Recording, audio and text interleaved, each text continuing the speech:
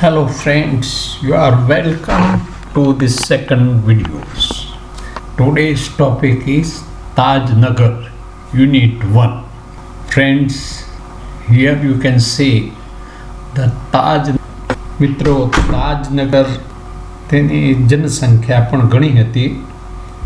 તેમના ગામથી railway track નીકળતો હતો, પરંતુ તેમના ગામમાં રેલવે સ્ટેશન નહોતું. તેમણે બાજુના શહેરમાં કામ ધંધા માટે કે વિદ્યાર્થીઓએ ભણવા માટે જવાનું હોય તો 6 કિલોમીટર દૂર ચાલીને જવું પડતું, જેથી તે ટ્રેન પકડી શકે. આ તેમની મુશ્કેલી. આથી તાજનગરના રહીશોએ રેલવે અધિકારીઓ પાસે તેમના ગામમાં રેલવે સ્ટેશન બાંધવા માટે માગણી કરી. માગણીને 25 વર્ષ થયા, પણ અધિકારીઓએ તેમની માગણી મંજૂર ન કરી. છેવટે તેમણે તેમના ખર્ચે એટલે કે સ્વખર્ચે રેલવે સ્ટેશન બાંધવાનું નક્કી કર્યું. તે માટે દરેકે પોતાની સ્થિતિ મુજબ ફંડ આપ્યું. આમ તેમણે 21 લાખ રૂપિયા એકઠા કર્યા. પંચાયતે બાંધકામ કરવા માટેનું ઠરાવ કર્યો. એક કમિટી બનાવવામાં આવી અને કામ શરૂ કર્યું. ટીમ વર્કથી એટલે કે બધી સહકારથી કામ શરૂ થયું અને તેના પરિણામે 7 જાન્યુઆરી 2010ના રોજ દેશમાં રેલવેની મદદ વિનાનું પ્રથમ રેલવે સ્ટેશન કામ કરતું થયું અને તે સ્ટેશન હતું તાજનગરનું રેલવે સ્ટેશન. આમ તેમના મક્કમ મનથી આ પ્રશ્ન હલ થઈ ગયો. મિત્રો, આપણે માજીની વાત પણ જોઈ હતી. માજીના મક્કમ મનથી જેમ રસ્તો બન્યો હતો, એમ આ ગામના મક્કમ મનથી તેમનું રેલવે સ્ટેશન બન્યું હતું. મિત્રો, હવે અહીંયા તમારી સમક્ષ વાંચું છું. Please listen it to carefully and try to understand that. તે પહેલાં એક સ્પષ્ટતા કરું કે અહીંયા ટેક્સ્ટમાં કેટલાક રંગીન શબ્દો છે. જે ગ્રીન કલરના શબ્દો છે તે નવા શબ્દો છે, પરંતુ તેમના મિનિંગ ગ્લોસરીમાં આપેલા છે. તદુપરાંત કેટલાક જુદા જુદા કલર અને તેની આગળ C1 C2 આ રીતે મેન્શન કરેલા છે. એનો અર્થ એ કે કોમ્પ્રિહેન્શનના પ્રશ્નો સોલ્વ કરવામાં તે જરૂરી છે અને મદદરૂપ થશે. અંડરલાઇન કરેલા ભાગ પણ એ રીતે મદદરૂપ થશે. તેમજ રંગીન જે ભાગ આપ્યા છે તે પણ તે રીતે મદદ થશે. તો તે બધી બાબતો તમે ધ્યાનમાં રાખશો. Now listen to me. For 25 years, residents of Tajnagar village near Gorgaon lobbied for a railway station in their village. When their demand was not met, the villagers decided to take matter into their own hands. They pulled in 21 lakh rupees and built a railway station on their own. Most of 3,000 people living in the village are farmers. Such was the burning desire to have a station in the village. Everybody contributed according to their capacity, ranging from 3,000 rupees to 75,000 rupees. They donated money for the station and we started the construction in January 2008, said Ranjit Chi, a former village sarpanch. Next, there are a large number of people in the village who need to go to Gurgaon, Delhi and Rewa. There are students who go to colleges. Still now, we had to either go to Halimandi or Patli to catch the train. Both the stations are 6 kilometers away from Tajnagar. We thought that if the railway lines passed through the village, we would have a station here. We would have a station here.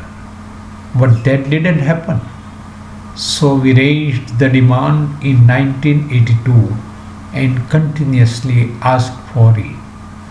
But the railway authorities told us that they did not have fund. So finally we decided to craft our own destiny, said Hukam Chand, a member of the committee. As a result, the Panchayat passed a resolution in 2008 saying that since the railway was not able to build a station for them, they would do it for themselves and with their own money. Soon, an 11 members team was formed and the team started collecting money from villagers. On 7th January 2010, as a result of their efforts, the first railway station in the country on which the railway did not have to spend a single rupee started operation. મિત્રો, તમે tax સાંભળી છે, અગાઉ પણ તેનો પરિચય થોડોક મેળવ્યો છે. આમ છતાં ફર્સ્ટ પેરેગ્રાફ જોઈએ તો 425 years એ એક માહિતી છે અને residents means the people who are living in that village. વતનીઓ ત્યારે એના રહીશો. Then next in third line, when that demand was not met, means their demand was not accepted, the villager decided to take matter into their own hands. તે લોકોએ તે બાબત તેમના હાથમાં લેવાનું નક્કી કર્યું, એટલે કે જાતે જ તે કામ કરી લેવાનું નક્કી કર્યું. They pulled in 21 lakh rupees and built a railway station on their own. They pulled in, that means collected, all right? And what do you understand by on their own? On their own means themselves. See second paragraph. Most of 3,000 people, એટલે મોટા ભાગના લોકો. Second, such was the burning desire to have a station in the village. That was their burning desire. That means તીવ્ર ઈચ્છા હતી શેની? To have a railway station in the village. વિલેજમાં railway station બને તે માટે. And everybody contributed according to their capacity. Their capacity means તેમની શક્તિ અનુસાર. See next fourth line, fifth line. They donated money. That means they gave money. All right. And last line. See Ranjit Singh, a former village sarpanch. Former. That means who was the village sarpanch earlier, but not at present, not at now. Sometimes there is confusion between the two words, former and farmer. જો મિત્રો, former ને farmer ખાસ સમજી લેજો. FA કરીએ તો farmer થઈ જશે, એ વ્યવસાય માણસ, ખેડૂત. અને અહીંયા ફોર્મર એટલે અગાઉ હતો પણ આજે નથી. આ બરાબર સમજી લેજો. Third line, a large number of people. That means, you know, many people. You can replace the word with many people. And last but one line, green words જોતા રહેજો. So we raised the demand. એટલે તેમણે માગણી, તીવ્ર માગણી કરી, ખૂબ માગણી દ્રઢતાપૂર્વક કરી. અગર સો we raised the demand in 1982, એટલે કે 1982માં એમણે માગણી મૂકી હતી. Next but the railway authorities એટલે કે રેલવેના સત્તાધીશો એન્ડ નેક્સ્ટ લાઇન સે but the railway authorities told us that they did not have funds. Here funds means money. All right. Finally they decided to craft our own destiny. એટલે પોતાનું ભાવિ પોતે ઘડવું, પોતાની બાબતો સગવડો પોતે મેળવી લેવી, આમ તેમના એક કમિટી મેમ્બર્સ હુકમચંદે કહ્યું. Say, as a result, the serpent passed resolution. As a result, પરિણામ સ્વરૂપે past resolution એક ઠરાવ પસાર કર્યો. Say, then they would do it for themselves and with their own money. With their own money means સ્વખર્ચે, પોતાના પૈસે. And last one, they started operation means કાર્ય કરતું થયું, રેલવે સ્ટેશન કામ કરતું થઈ ગયું. આમ કેટલાક શબ્દો તમે સમજી લીધા છે મિત્રો. હવે આપણે કોમ્પ્રિહેન્શનના તમારા જે ટેક્ચ્યુઅલ ક્વેશ્ચન્સ છે તેને કરીશું અને તે પ્રશ્નો તમને પરીક્ષાની રીતે પણ ઉપયોગી છે, સાથે સાથે ભાષા ભણવા પણ ઘણા જ ઉપયોગી છે. ક્વેશ્ચન C1 ટેક્સ્ટમાં આપ્યો છે અને તેમાં સૂચના આવી છે tick mark true T or false F. If false correct them. ખોટું હોય તો સુધારવાનું. હવે અહીંયા એટલી બાબત સમજી લઈએ કે પરીક્ષામાં ક્વેશ્ચન નંબર 12 થી 15માં આવા ટ્રુ ફોલ્સ પૂછવામાં આવે છે. ટ્રુ ફોલ્સ કઈ રીતે? તો ટ્રુ ફોલ્સ બે રીતે બને. એક તો જે માહિતી આપી એનો કોઈ શબ્દ બદલી દીધો, માહિતી દર્શાવતો શબ્દ બદલી દેવામાં આવે તો વાક્ય ખોટું થાય. પણ માહિતી દર્શાવતો શબ્દની જગ્યાએ એવા જ મિનિંગ, એ જ અર્થવાળો શબ્દ બીજો મૂકવામાં આવે તો તે ખોટું થતું નથી. તમને અહીંયા જે વાક્યો પૂછશે તે આવા માહિતીવાળા પણ ટેક્સ્ટમાં આપ્યા તેનાથી બદલીને પૂછશે. દાખલા તરીકે આપણું ફર્સ્ટ સેન્ટેન્સ છે, Government funded 21 lakh rupees to build the railway station. હવે જુઓ અહીં માહિતી આપી છે ગવર્મેન્ટ અને બીજું છે ફંડેડ. આ વાક્ય તમારા પેરા નંબર 1 ટેક્સ્ટમાં આપ્યા છે.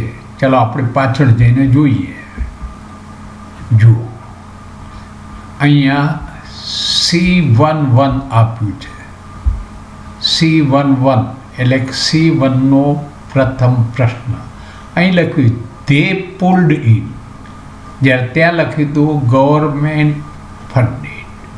તો અહીં ધે એટલે કોણ એ આપણે સમજવું પડશે અને ધે માટે આગળ ઉપરની લાઈનમાં લખ્યું ધ વિલેજર ડિસાઇડેડ. વિલેજર્સ માટે આ ધે લખ્યું છે અને વિલેજર્સ એટલે કે રેસિડેન્ટ્સ ઓફ તાજનગર. આનો અર્થ એ કે ધે મીન્સ આ વિલેજર્સે પુલ્ડ ઇન મીન્સ કલેક્ટેડ, પૈસા એકઠા કર્યા હતા એટલે ગામના લોકોએ, નહીં કે સરકારે. એનો અર્થ એ કે જે આપણને વાક્ય આપ્યું છે તે સાચું નથી, ફોલ્સ, ખોટું છે. હવે કહ્યું છે કે ઇફ ફોલ્સ કરેક્ટ ધેમ, તો અહીં ધી ગવર્મેન્ટ એની જગ્યાએ આપણે ધ વિલેજર્સ ઓફ તાજનગર એમ લખવું પડશે. ફંડેડ પુલ્ડ ઇનનો મિનિંગ ફંડેડ થાય છે એટલે તેમાં કંઈ સુધારો કરવો નથી. પરંતુ આ બે શબ્દો બદલીને આપ્યું છે. એટલે જ્યારે જ્યારે તમને વાક્ય આપ્યા હોય ત્યારે આમ બદલેલા હોય છે. ખાસ જોજો અને તે સમજીને જ આપજો. ટ્રુ ફોલ્સનો અર્થ એવો નથી કે ગમે તેને ટ્રુ મૂકીને ફોલ્સ મૂકીને સાચું પડી જાય. Second, majority of people living in Tajnagar are businessman. અહીં બિઝનેસમેન લખ્યું છે. હવે ટેક્સ્ટમાં પેજ નંબર 2 પેરેગ્રાફ નંબર 2માં જોશો તો બિઝનેસમેનની જગ્યાએ શું આપ્યું છે જુઓ. Page number 2 C12, most of 3000 people living in the village are farmers, not businessmen. એટલે તે પણ ખોટું છે અને સુધારો કરવા બિઝનેસમેનની જગ્યાએ ફાર્મર્સ આપવાનું થશે. મિત્રો તે જ રીતે C13 આપણે વાંચતા જઈએ. સેડ રણજીતસિંહ, અ ફોર્મર વિલેજ સરપંચ. ફોર્મર એટલે પહેલાંના, અગાઉના વર્ષોમાં એ હતા, અત્યારે નથી એવું છે. અને આપણે સ્ટેટમેન્ટ જોઈએ. Number 3, Ranjitsinh is the sarpanch of Tajnagar village. Is the sarpanch, that means present sarpanch. એટલે રણજીતસિંહ સરપંચ હતા બટ નોટ એટ પ્રેઝન્ટ, અને એના કારણે આ શબ્દો બદલ્યા છે. માટે આ સ્ટેટમેન્ટ પણ ખોટા છે. આમ ત્રણેય સ્ટેટમેન્ટ ખોટા છે, તમારે સુધારવા પડશે. આ રીતે જો સમજીને ટેક્સ્ટ કરશો તો તમારા 12 થી 15 નંબરના જે છે પ્રશ્નો એ બિલકુલ સાચા થશે. અને આની સારી પ્રેક્ટિસ અહીંયા ટેક્સ્ટમાં છે. જો ટેક્સ્ટ સારી રીતે શીખશો એ શીખવામાં અને માર્ક્સ મેળવવાનો પણ આનંદ મળશે. હવે C2, tick mark the most appropriate option. Most appropriate option એટલે કે સાચું. અહીં એક સ્ટેટમેન્ટ છે, તેના A, B, C, D એમ 4 ઓપ્શન આપ્યા છે. આ ઓપ્શનમાંથી સાચું, સૌથી વધુ સાચું કયું છે તે શોધવાનું છે. મિત્રો આવા પ્રશ્નો તમને ક્વેશ્ચન 1 to 10 જે પેપરમાં પૂછાય છે, પેરેગ્રાફ આપી નીચે પ્રશ્નો પૂછાય છે, એમાં આવા પણ પૂછી શકાય અને પૂછે પણ ખરા. અહીંયા જુઓ, the wish of villager was to. અહીં 2 પછી કોઈ ક્રિયા જોઈશે. હવે પેરેગ્રાફ નંબર 2માં આ વાક્ય આપ્યું છે. આપણે પાછા જઈને જોઈ લઈએ.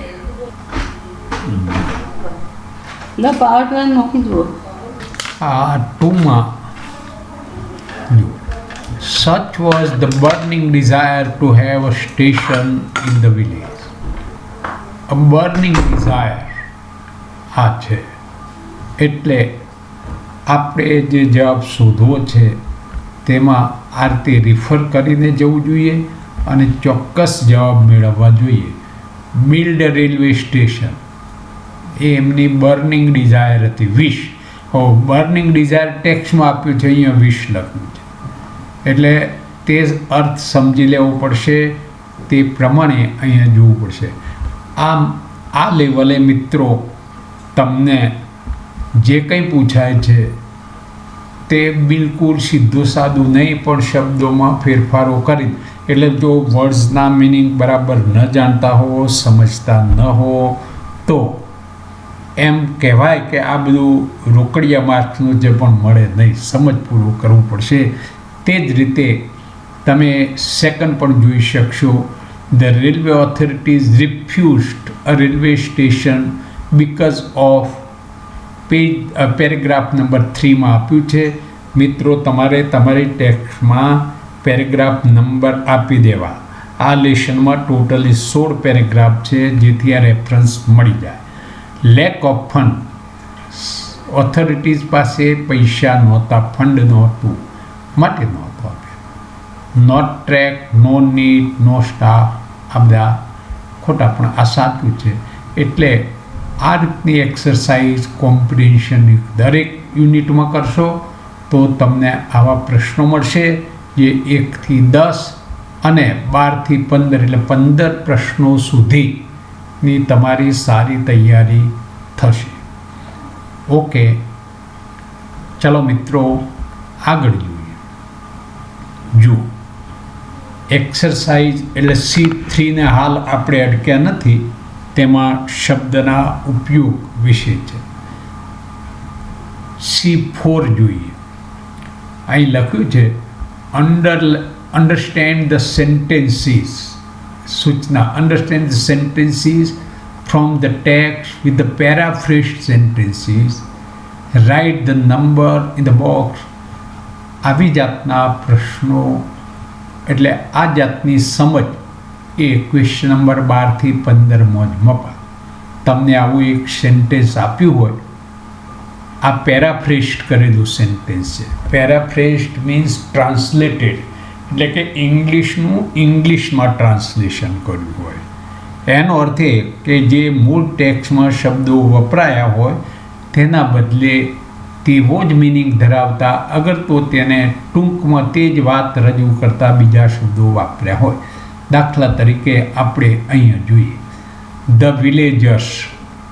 અહીં આ ઓરિજિનલ ટેક્સ્ટ છે, એટલે ટેક્સ્ટ બુકમાં આ વાક્ય આપેલું છે. પેરેગ્રાફ 3માં વાક્ય આપ્યું છે, ત્યાંથી જ અહીંયા લીધું છે. There are large number of people in village. આ બધા શબ્દોના બદલે અહીં બદલીને વિલેજર્સ જ મૂક્યું છે.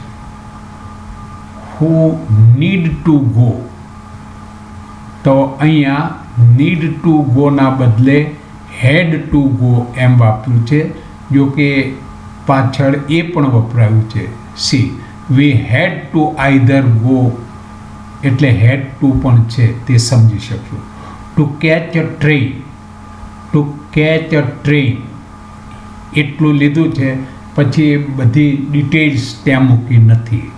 And to Goregaon, Delhi and river, તો અહીંયા તે નામ પણ આપ્યા છે, જો ગોરગાંવ, દિલ્હી એન્ડ રિવર.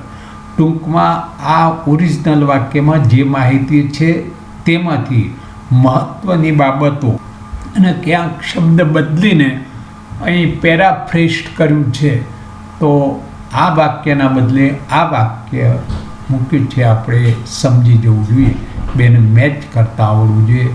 સમજો તો મેચ કરી શકાય. મેં અહીંયા સીધા આપ્યા છે સમજાવવા માટે. તમને ટેક્સ્ટ બુકમાં સળંગ બધા ત્રણેય સેક્શનના ભેગા વાક્ય આપેલા છે. હવે તેવી જ રીતે આ બીજું એક વાક્ય સમજી દઈએ મિત્રો. નંબર 1 C4:1 છે. See, the villagers collected 21 lakh rupees to build a railway station after the rejections of the demand. હવે જો ધ વિલેજર, અહીં પણ વિલેજર શબ્દ વાપર્યો છે, પણ અહીં residents of Tajnagar village rupees, તો અહીં આપ્યું છે પુલ્ડ ઇન 21 લાખ રૂપીસ. મિત્રો તમારા સમજ જાતે વાંચો અને સમજી શકો, એટલે મેં કલર આપ્યા છે. આ વાદળી કલર તો અહીં વાદળી કલર, આ રેડ કલરની માહિતી તો અહીં રેડ કલરની માહિતી. આ રીતે સમજો. To build a railway station, જુઓ અહીંયા build a railway station on their own and after the rejections of the demand. અહીંયા જુઓ their demand was not met, that means ગ્રાહ્ય રાખી નહોતી, અને તે માટેનો આ શબ્દ વાપર્યો છે રિજેક્શન, એટલે રિજેક્ટ કરી હતી. ટૂંકમાં અહીં જે ઓરિજિનલ વાક્યમાં જે માહિતીઓ છે તેમાંથી અમુક માહિતી લઈ આવું વાક્ય બનાવ્યું છે. આવા વાક્યો પણ તમને ટ્રુ ફોલ્સમાં બનાવીને પૂછવામાં આવે, અને જો તમારી સમજ પાક્કી હોય, ટેક્સ્ટ બુક્સ બરાબર સમજ્યા હો, તો એ વખતે તરત જ તમે સમજી શકશો. એની પ્રેક્ટિસ માટે જ આ પ્રશ્ન આપ્યા છે. મિત્રો અહીં ક્વેશ્ચન C5 છે. Read the sentence in A and relate them with the questions in B. એમાં સેન્ટેન્સીસ છે, બીમાં તેના રિલેટેડ ક્વેશ્ચન્સ આપ્યા છે. મિત્રો એક ટેકનિક અથવા સબ સ્કિલ છે વાંચવાની, કે જ્યારે આપણે વાંચતા હોઈએ કોઈ પણ વાક્ય વાંચીએ ત્યારે ઘણી વખતે એ વાક્ય અસ્પષ્ટ હોય, અગર તો પૂરી માહિતી આપી નથી હોતી, અગર તો જનરલ વર્ડ્સ વાપર્યા હોય, પ્રોનાઉન્સ વાપર્યા હોય, તો આપણને પ્રશ્ન થાય છે ને થવો જોઈએ. જો એ પ્રશ્ન થાય તો આપણે સારું સમજી શકીએ. અહીંયા જુઓ વાક્ય નંબર 1, sentence number 1, they pulled in 21 lakh rupees. અહીં ધે શબ્દ વાપર્યો છે, એટલે એનો અર્થ એ કે giver is not mention. Giver they એટલે કોણ, એ આપ્યું નથી. એટલે આના કારણે આપણને પ્રશ્ન થાય કે હુ ગેવ ધ મની, કોણે પૈસા આપ્યા. અહીં 21 લાખ રૂપિયા મળ્યા એટલે પ્રશ્ન થાય કોણે આપ્યા છે. તો આની સાથે આ મેચ થશે અને આવો પ્રશ્ન આપણા મનમાં વાંચતા ઉઠવો જોઈએ. Second, we had to either go to Halimandi or Patli to catch a train. અહીં ટુ કેચ અ ટ્રેન, તો એમણે જવું પડતું હતું, એમનો પ્રોબ્લેમ આ હતો, પણ problem is not mention properly, અને એટલે પ્રશ્ન થાય what was the problem in that. એમને જવું પડતું, એમાં શું પ્રોબ્લેમ હતો. તો ચાલતા જવું પડતું, ટ્રેક એમના ત્યાં પસાર થતો હતો ને છતાંય જવું પડતું, ધેટ વોઝ ધેર પ્રોબ્લેમ. તો અહીંયા આપ્યું છે સમજૂતી કાયમી રહે, ફરીથી જાણી શકો એટલા માટે લખ્યું કે generally we have questions about what is not mentioned or vague in the statement. જે બાબત અસ્પષ્ટ હોય, અગર ન દર્શાવી હોય, તેના અંગેના પ્રશ્નો થવા જોઈએ. તો આવી પ્રેક્ટિસ પણ વાંચતા કરવાની છે. માત્ર વાક્યોનું ટ્રાન્સલેશન કરવાથી આ બધી સમજ આવતી નથી, અને માટે હું તમે આ રીતે તૈયાર થાવ એ માટે અહીંયા સમજાવું છું. આ ટેક્સ્ટમાં હું પૂરેપૂરો તમને સાથ આપી ઉદાહરણ સાથે સમજાવી રહ્યો છું. મિત્રો, C6 આન્સર ધ ક્વેશ્ચન્સ. અહીંયા આપણે પ્રશ્નોના જવાબ આપવાના છે. ફરીથી યાદ કરો તો માંજીમાં મેં તમને 3 વાક્યો આપ્યા હતા અને બતાવ્યું હતું કે અહીંયા માહિતી એક વાક્યમાં 2 વાક્યો, 2 વાક્ય વચ્ચે કેવો સંબંધ છે તે સમજવાનો છે. જો પ્રશ્ન પૂછે ત્યારે એક માહિતી માગી હોય છે અને માહિતી આપવા માટે પ્રશ્ન હોય છે. અહીં લખ્યું કે હાઉ લોંગ. તમે 9મા ધોરણમાં પણ શીખ્યા છો કે હાઉ લોંગ એ સમય, કાર્યનો સમય જાણવા માટે પ્રશ્ન પૂછાય છે. How long did the people of Tajnagar try to persuade the railway authorities for a railway station. તો પેરેગ્રાફ નંબર 1માં આપ્યું છે શરૂઆતનું જ વાક્ય ફોર 25 years. તો આટલો જ એનો જવાબ છે. આટલી માહિતી ત્યાંથી આપણે લેવાની છે અને તે માહિતીથી પછી આખો જવાબ લખવો હોય તો પણ આપી શકાય. આઈ ડીડ પછી અહીંયાથી શરૂ કરાય.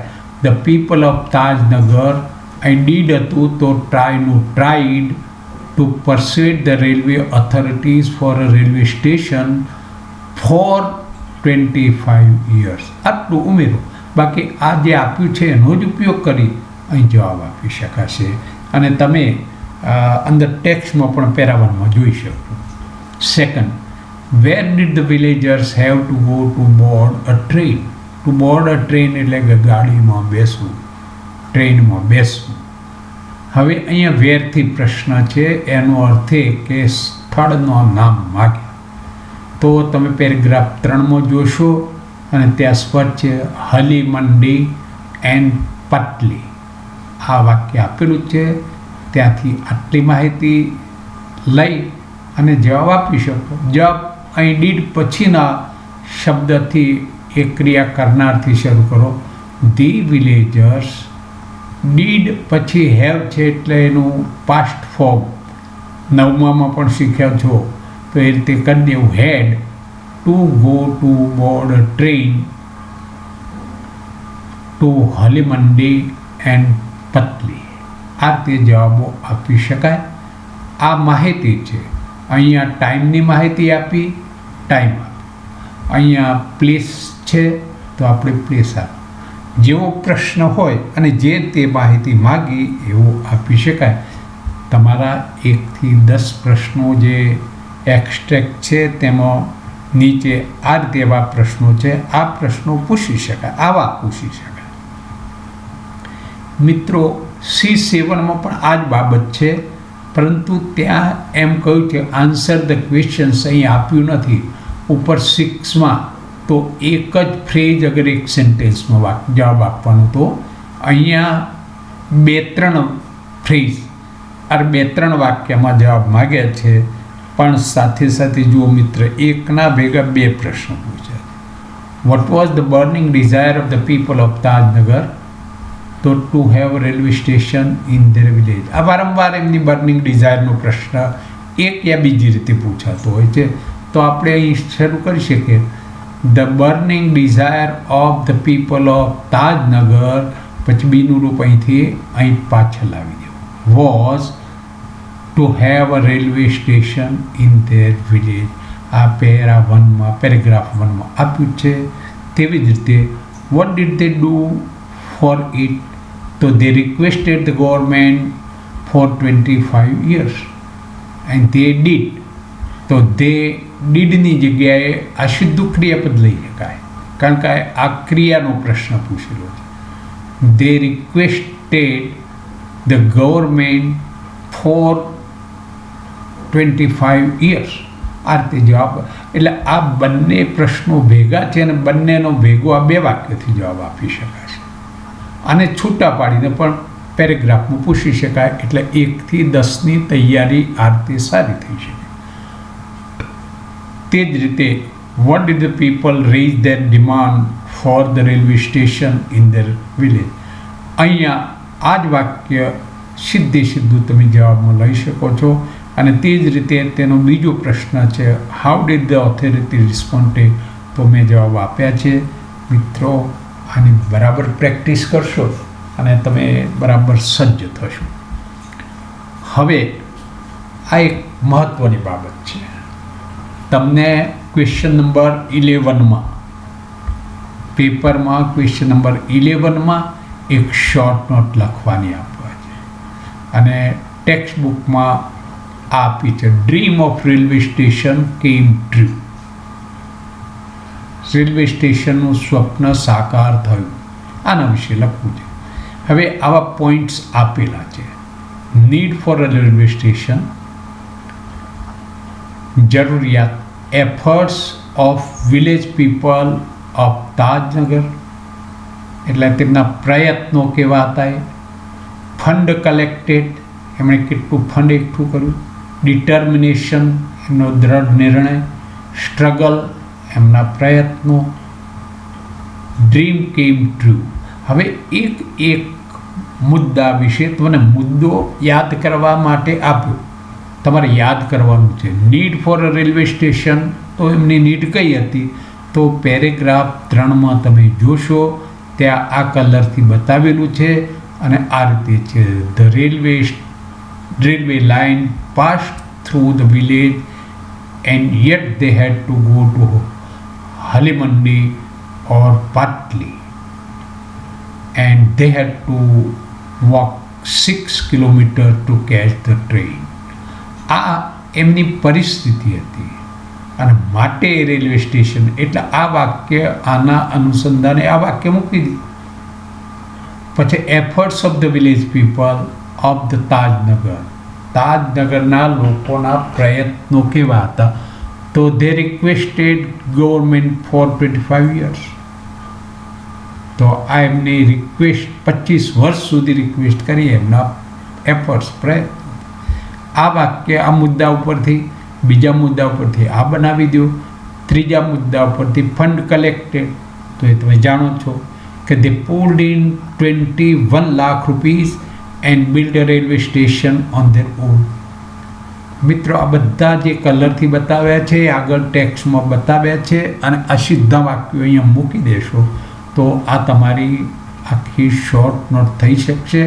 દરેક મુદ્દા ઉપર એક વાક્ય બનાવો 5-6 વાક્યો ઘણા થયા. 3 માર્ક્સમાં એટલી જ જરૂરિયાત છે અને તમે શોર્ટ નોટ બહુ સરળતાથી લખી શકશો. પણ જો આની જાતે પ્રેક્ટિસ કરશો તો મિત્રો ખાસ કે આ એક જોયા પછી એની તરત પ્રેક્ટિસ જાતે કરજો, નોટમાં લખજો અને તો જ તમે એમાં સફળ થશો. મિત્રો, મેં મારા પ્રયત્નો કર્યા, તમને દરેકમાં ઉદાહરણ સાથે અને ટેક્સ્ટને રેફરન્સ આપીને સમજાવ્યું છે. વળી દરેક એક્સરસાઇઝ પરીક્ષામાં કઈ રીતે ઉપયોગી છે તે પણ સમજાવ્યું છે. અને I am hopeful that you like this video, so share it and subscribe it. તમે પહેલી વખત જોવા બેઠા છો તો ચોક્કસ સબસ્ક્રાઈબ કરજો. તમારા સૂચનો હોય તો મોકલજો. પણ જ્યારે જુઓ ત્યારે શરૂઆતથી અંત સુધી જોજો. એકી સાથે એક જોતા અધૂરો હોય તો તેટલે ફરી જોજો.